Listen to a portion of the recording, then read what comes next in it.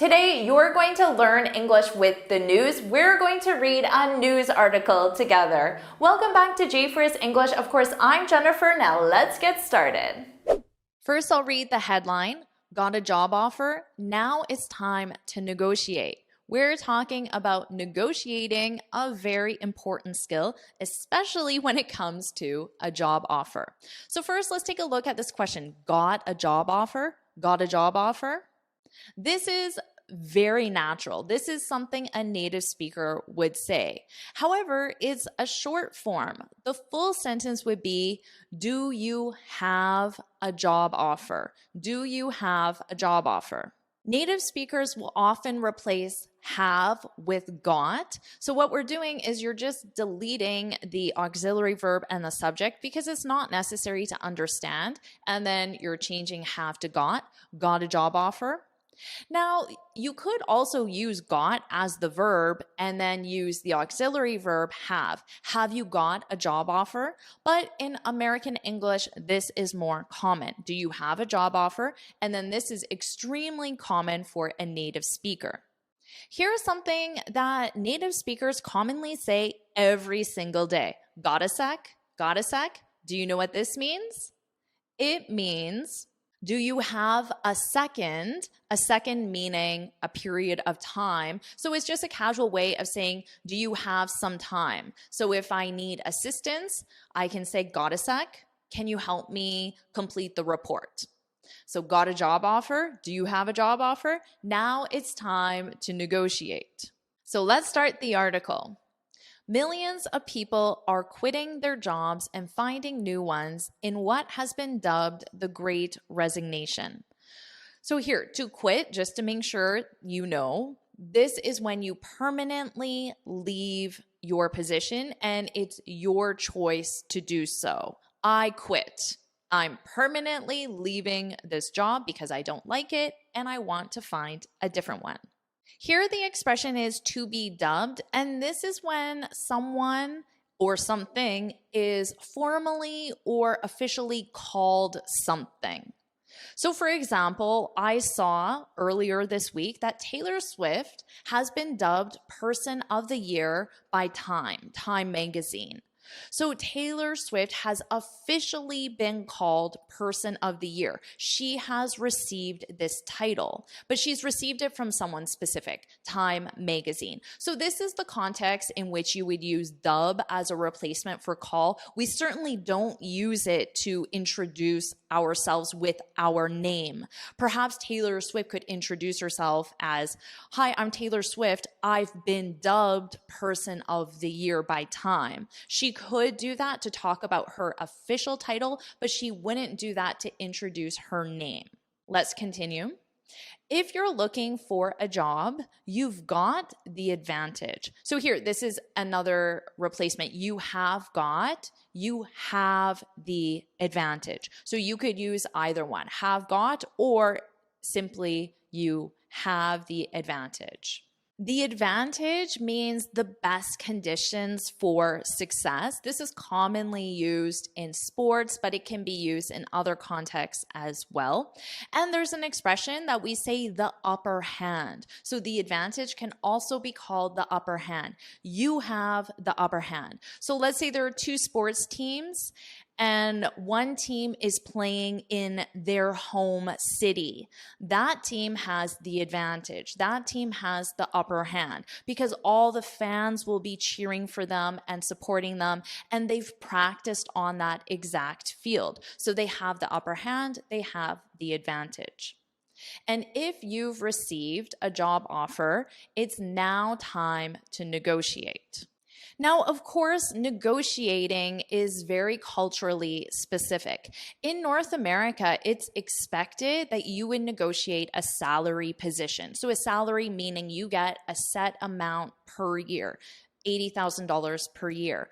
But for hourly positions, you can negotiate them, but it's not as expected as a salary position. It would be very common for someone to say, no, the hourly rate isn't negotiable, but that salary position is almost always negotiable. What about in your country? Share in the comments if it is common or expected to negotiate your job offer, the salary in your job offer. Share that in the comments.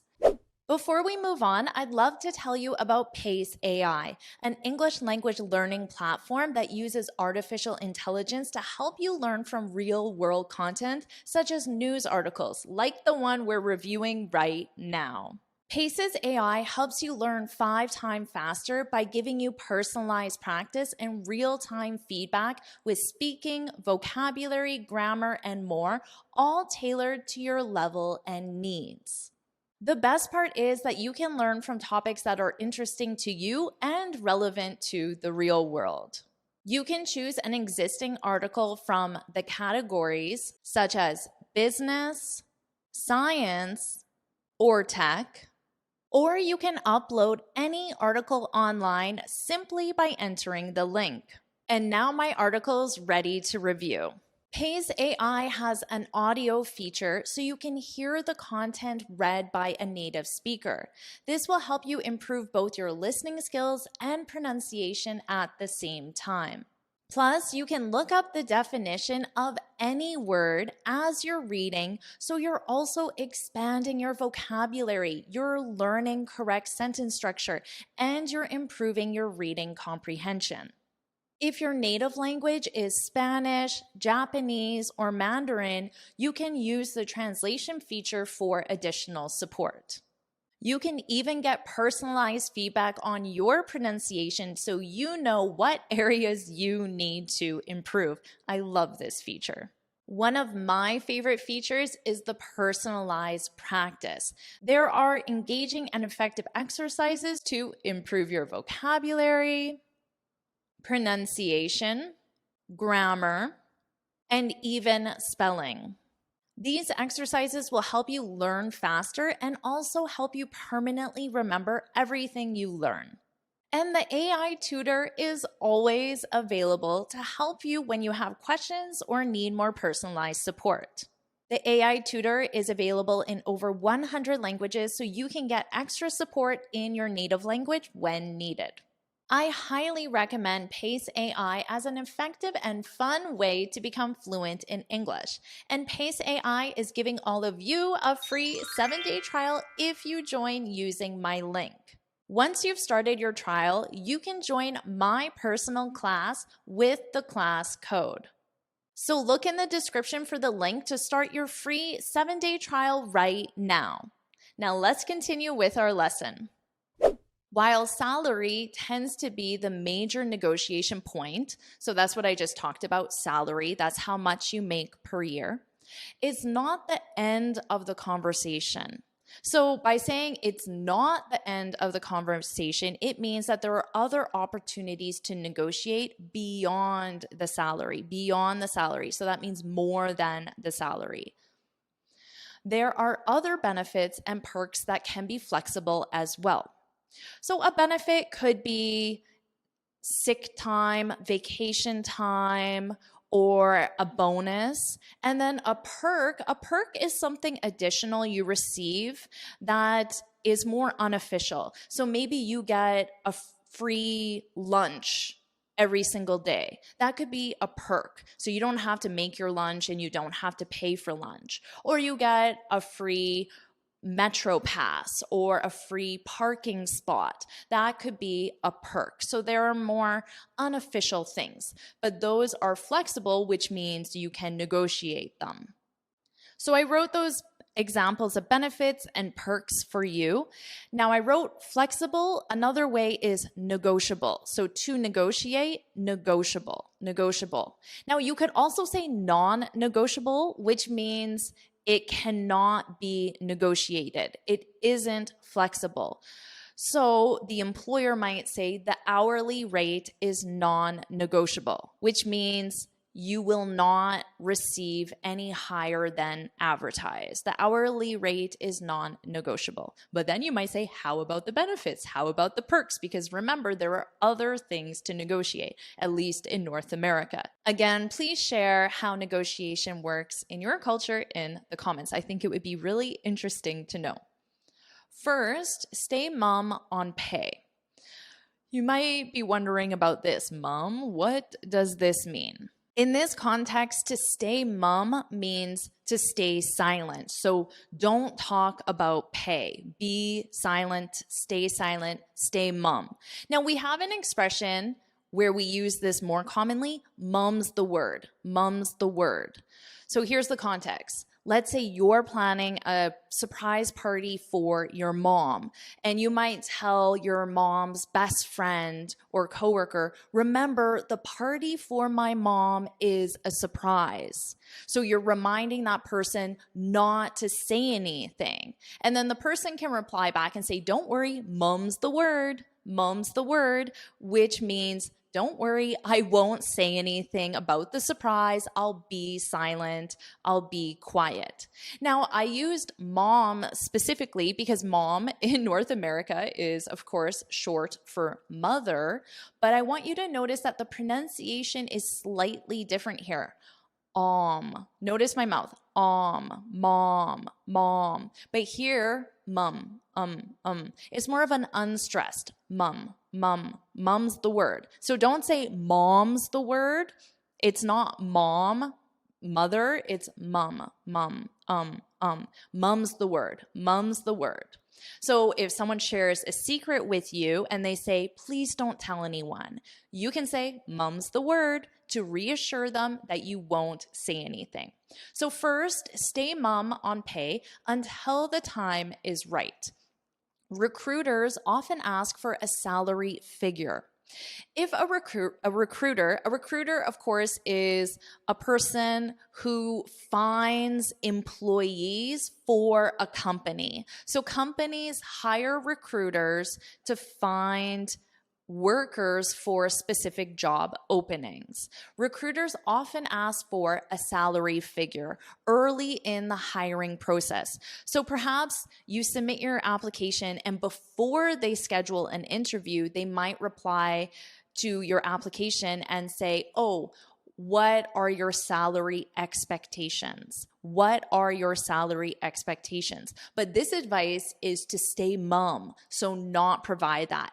And a salary figure, is when you give a range. So a low point and a high point. So you might say, between 50 to 60. 50,000 to 60,000. Of course, that's salary annual. Between 50 to 60 a year. So I wrote that here, and notice that you can summarize 1,000 with the letter K. So 60K is 60,000.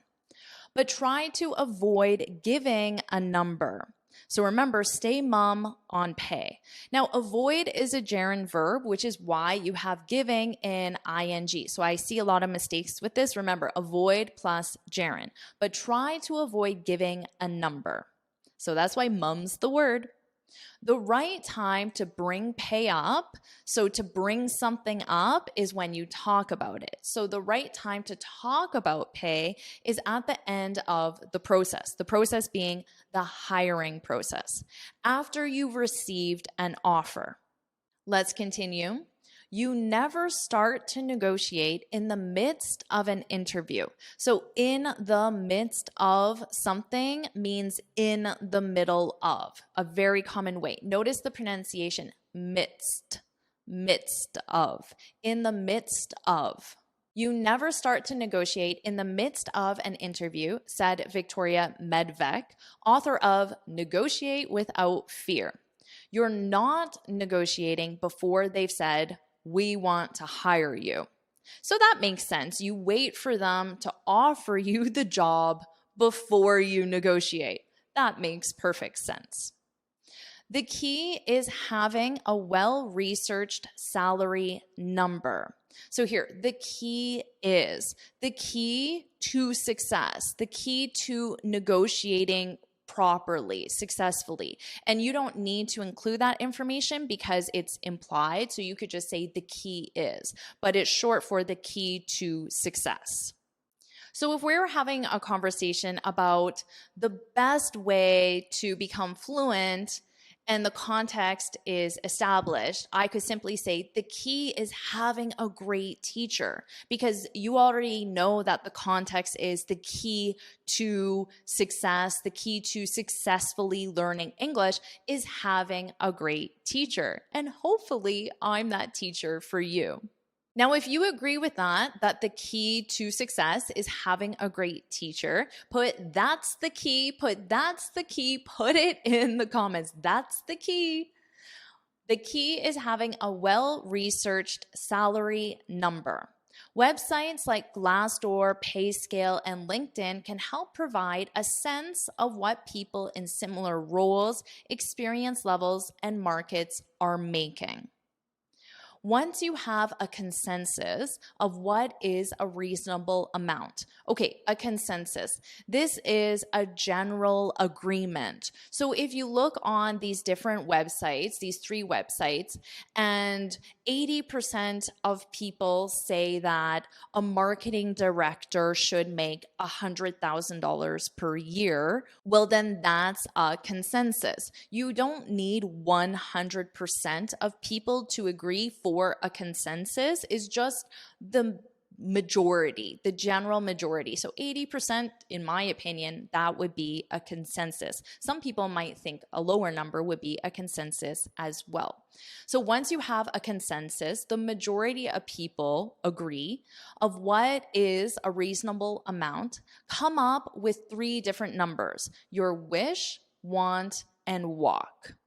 Now, when you come up with something, in this case, 3 different numbers, it means that you determine those 3 numbers. You establish them. They're firm in your mind. But notice this is a 2 preposition expression: to come up with something.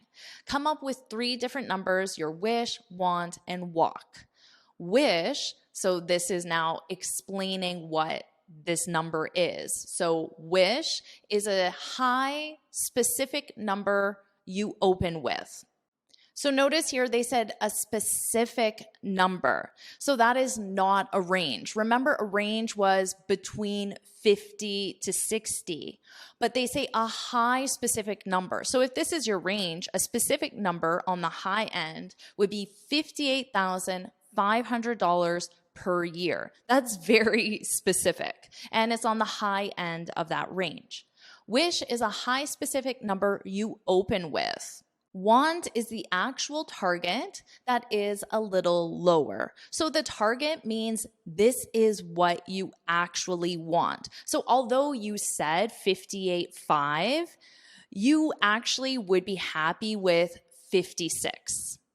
Because again, this is culturally specific, but negotiations in North America for salary, they go back and forth. So I say a number, but then my employer is going to say something a little bit lower. So I need to start high because I know my employer is not going to accept that number. They're going to say something lower. So my actual target, my want, should be lower than my first number. And walk is the point in which the deal is no longer good for you. You have to set that in advance. Now, it's called a walk because the expression is to walk away from a deal. When you walk away from a deal, it means you reject that deal, you end that deal. Let's review this sentence. The interview went well, but they only offered me $52,000, so I walked away, which means I said, no, this negotiation, this conversation is over. I reject your offer. Now, notice I put away in brackets because native speakers will commonly drop it and simply say, I walked. Now, another example, they offered me $52,000. Should I accept it? And then maybe your friend, your husband, a former colleague might say, no way, you should walk, you should walk, you should walk away. Again, a native speaker will probably drop it, which means you should end the negotiation. You should not accept that deal. So walk is the point in which the deal is no longer good for you. You have to set that in advance. So again, that was our, you have to come up with, determine, establish. We can add here set. So you have to come up with that. You have to set that in advance. In advance means before the meeting. If an annual bonus is part of your compensation package, so your compensation package includes everything that you get, your salary, your bonus, your benefits, your vacation time, your sick time, your parking spot, your free lunch, all of those items are your compensation package. So it's everything that you receive by working for a company. If an annual bonus is part of your compensation package, make sure to look at the percentage and whether it's prorated based on the time you joined the company. Prorated means it's calculated according to specific time allocations. So in a year, there are 12 months. So let's say your bonus is $12,000 per year, but it's prorated. You will get $1,000 for every month that you work in the year. So if you join the company in February, you only missed 1 month, which means you'll get $11,000 for your bonus. But if you join in January, you missed half the year. So you'll only get $6,000 for your bonus that year. So this article is saying that could be an area of negotiation. And if a bonus isn't included in the offer, you can try to negotiate one. So maybe you try to negotiate the salary and they say it's non-negotiable. So you might try to negotiate a bonus, which is considered a benefit. And that would be part of your total compensation package. So remember, your compensation package is the total of everything you receive, including your salary, benefits, perks, and anything else. That's the end of our article. So now you're ready to negotiate if you get a job offer in North America, because maybe it's not considered acceptable to negotiate in your country. Again, let me know in the comments. I'm really interested to hear how negotiation works around the world. So now what I'll do is I'll read the article from start to finish, and this time you can focus on my pronunciation. So let's do that now. Got a job offer? Now it's time to negotiate. Millions of people are quitting their jobs and finding new ones in what has been dubbed the Great Resignation. If you are looking for a job, you've got the advantage. And if you've received a job offer, it's now time to negotiate. While salary tends to be the major negotiation point, it's not the end of the conversation. There are other benefits and perks that can be flexible as well. First, stay mum on pay until the time is right. Recruiters often ask for a salary figure early in the hiring process, but try to avoid giving a number. The right time to bring pay up is at the end of the process, after you've received an offer. You never start to negotiate in the midst of an interview, said Victoria Medvec, author of Negotiate Without Fear. You're not negotiating before they've said, "We want to hire you." The key is having a well-researched salary number. Websites like Glassdoor, PayScale, and LinkedIn can help provide a sense of what people in similar roles, experience levels, and markets are making. Once you have a consensus of what is a reasonable amount, come up with 3 different numbers: your wish, want, and walk. Wish is a high specific number you open with. Want is the actual target that is a little lower, and walk is the point in which the deal is no longer good for you. You have to set that in advance. If an annual bonus is part of your compensation package, make sure to look at the percentage and whether it's prorated based on the time you joined the company. And if a bonus isn't included in the offer, you can try to negotiate one.